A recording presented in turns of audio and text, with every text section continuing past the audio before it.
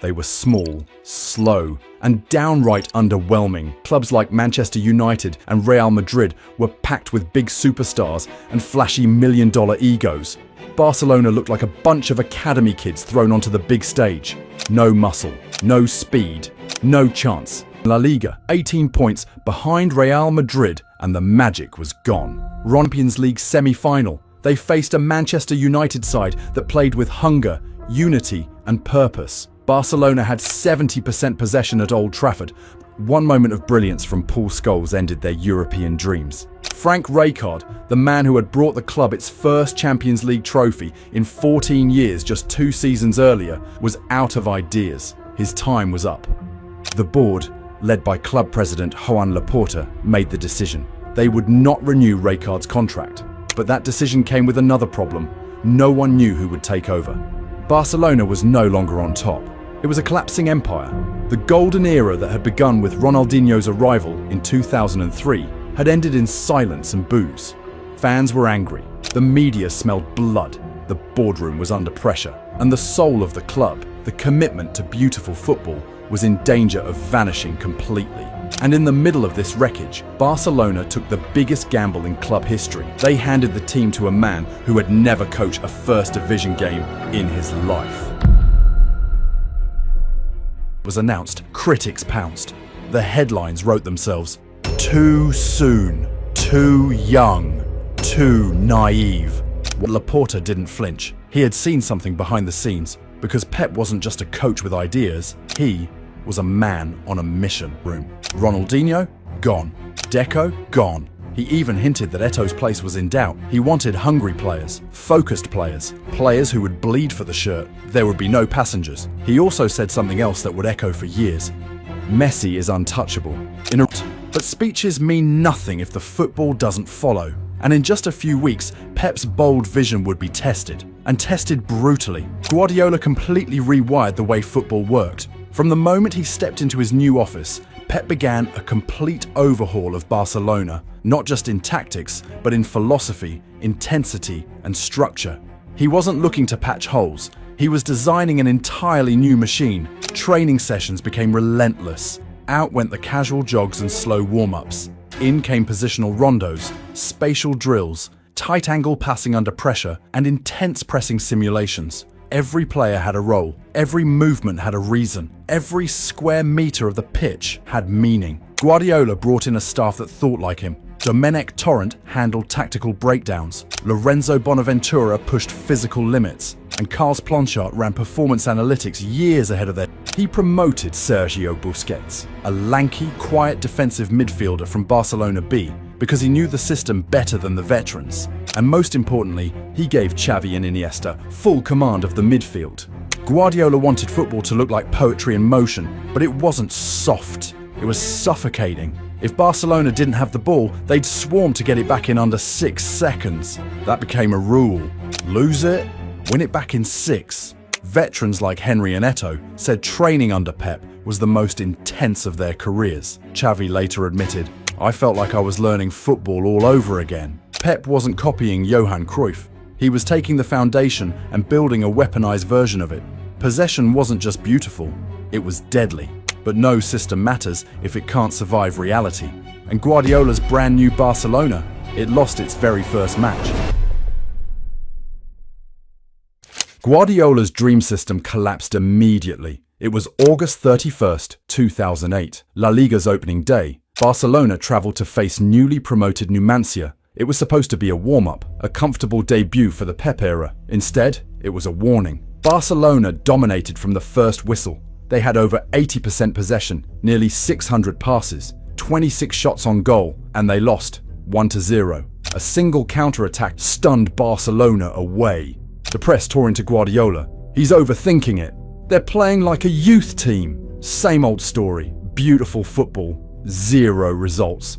The whispers grew louder. Was Pep too idealistic? Was this just another experiment that would collapse under pressure? And it didn't stop there.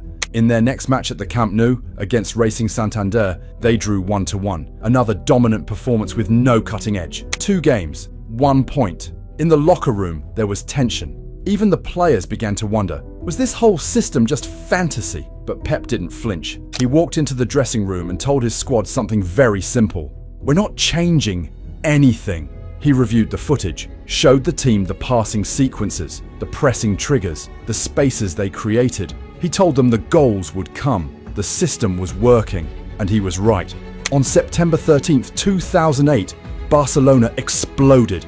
They destroyed Sporting Gijón 6-1, then thrashed Real Betis 3-2, then hammered Atletico Madrid 6-1. The floodgates had opened. From that moment on, Barcelona wasn't just playing good football.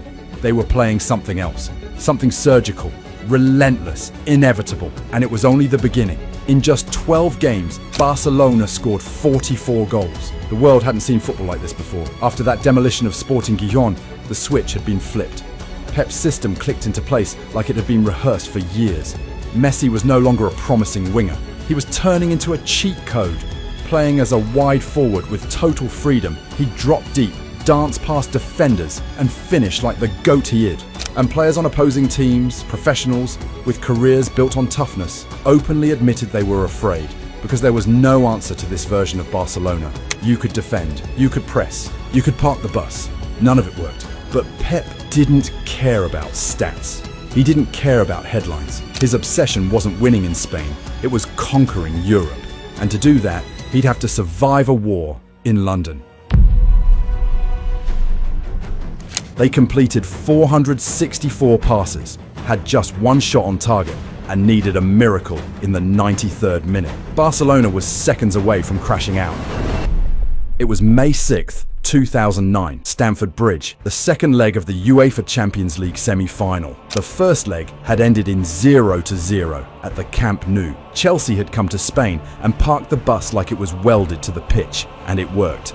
Now, back in London, Pep's system faced its most brutal test. Gus Hiddink's Chelsea was built to survive. Drogba up front, Essien in beast mode, Lampard pressing, Ballack snarling, Terry and Alex smashing anything that moved. And just 9 minutes in, Barcelona blinked.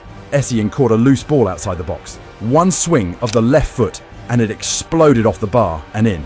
1-0 Chelsea. The game had just begun and Pep was already in a hole. What followed was a 90-minute chess match where one side had a hammer. Barcelona passed, moved, waited. Chelsea defended like gladiators. Then came the controversy. In the second half, Chelsea screamed for not one, not two, but 4 separate penalties. Handballs, trips, shoulder pulls. Referee Tom Henning-Overbu waved them all away. Drogba lost his mind and Ballack chased the ref down the pitch. The crowd was absolutely boiling. And still, Barcelona hadn't managed a single shot on target. That's when the clock hit 90 minutes. Their dream season, undefeated in Europe, was about to end. But then it happened. 93rd minute. A deflected pass landed at Messi's feet. He slipped it sideways into the path of Andres Iniesta. And without a second thought, Iniesta hit it first time with the inside of his right foot into the top corner. Czech didn't even stand a chance. Barcelona had scored with their first shot on target. They were going to the final. But controversy followed them all the way to the tunnel.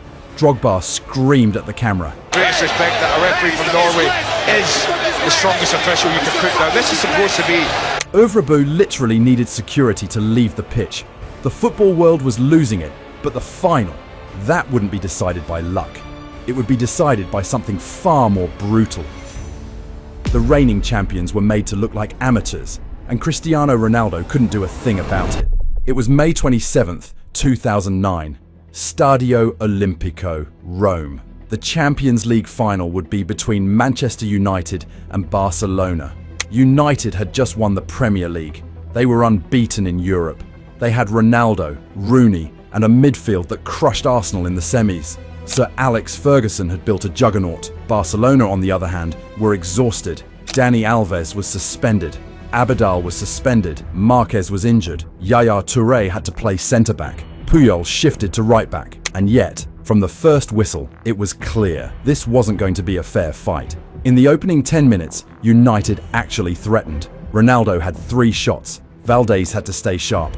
But Barcelona didn't panic, and in the 10th minute, Iniesta cut through midfield, fed the ball to Eto'o, who chopped inside Nemanja Vidic and stabbed it past Van der Sar. It was Barcelona 1, United 0. From that moment on, it was a clinic. Barcelona erased United's midfield. Xavi completed 96 passes. Iniesta completed 92.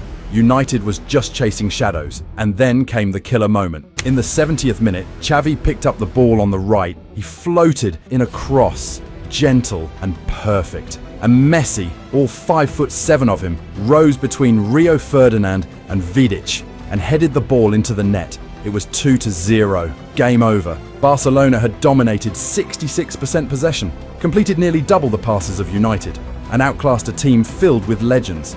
Even Sir Alex admitted it, they were the better team. Messi lifted his first Champions League trophy. Pep Guardiola, in his debut season, had completed a historic treble. La Liga, Copa del Rey, Champions League, all in 1 year. This was the beginning of a football revolution, one that would change how the entire world played the game. It had now been proven. Pep Guardiola's system wasn't a fluke. Tiki-taka, that's what the world called it. Short passes, fast movement, relentless pressing. But inside Barcelona's walls, they didn't use that word. They called it juego de posición, positional play. Every training drill had geometry. Every match was a math equation. Players spaced perfectly between lines, forming triangles, creating numerical superiority in every zone. If the opponent pressed, you passed around them. If they sat deep, you dragged them out with decoys and tore open the gaps. It looked simple, but it was lethal. By the end of the 2008 to 2009 season, Barcelona had averaged 65% possession across all competitions. But this wasn't just sideways passing. They scored over 150 goals in total, because for Pep, possession wasn't the goal, it was the weapon. You couldn't attack if you never had the ball. You couldn't counter if you never touched it. Clubs took notice, so did countries. Germany restructured their youth academies to mimic Barcelona's system. Spain adopted it fully and won the World Cup a year later, using the same midfield trio: Xavi, Iniesta and Busquets. From Bayern to Manchester City, Arsenal to Ajax, everyone started copying the model. Barcelona completely dominated their era. Suddenly, big, physical, direct football looked outdated. Coaches around the world started printing out Guardiola's diagrams. The revolution had started. But the most beautiful thing about this new Barca wasn't the game they played. It was the fact that this lethal machine wasn't built by transfer fees. It wasn't bought from abroad.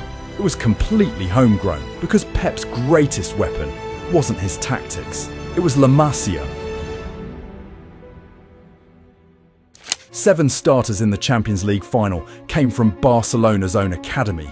No club had ever done that before. Located just steps away from the Camp Nou, La Masia took in kids as young as 7. But they weren't trained just to be athletes. They were trained to be thinkers.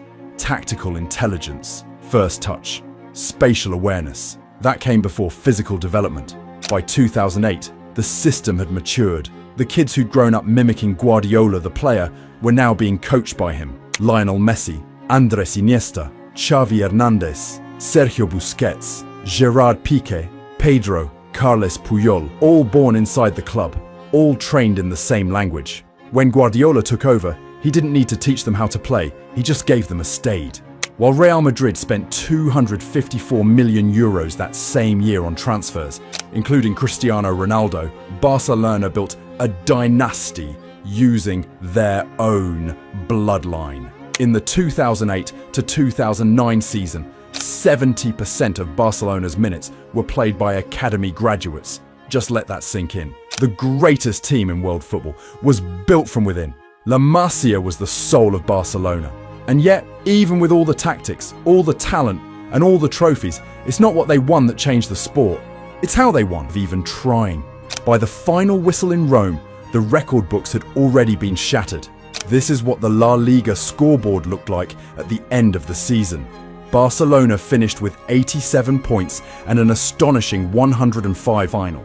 Over in the Champions League, they tore through England's best edging past Chelsea in a brutal semi-final and crushing Manchester United in the fuss.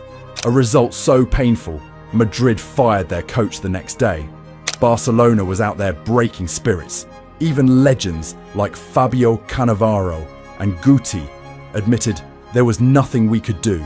But beyond the silverware, something bigger had changed.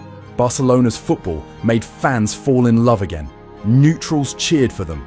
Rivals respected them. Kids all over the world wanted to play like Messi, pass like Xavi, and think like Iniesta. Pep Guardiola had become more than a manager. He became a symbol of belief in youth and of beauty in sport. In his first season, Pep Guardiola had achieved what most managers dream of their whole lives: a treble, a global following, and a blueprint that others would spend the next decade chasing. Barcelona 2008-09 was a message to the world. That football could still be art. And that loyalty to an idea, no matter how risky, could change the world. And it all started with a broken team, a rookie manager, and a philosophy the world laughed at, until it became unbeatable.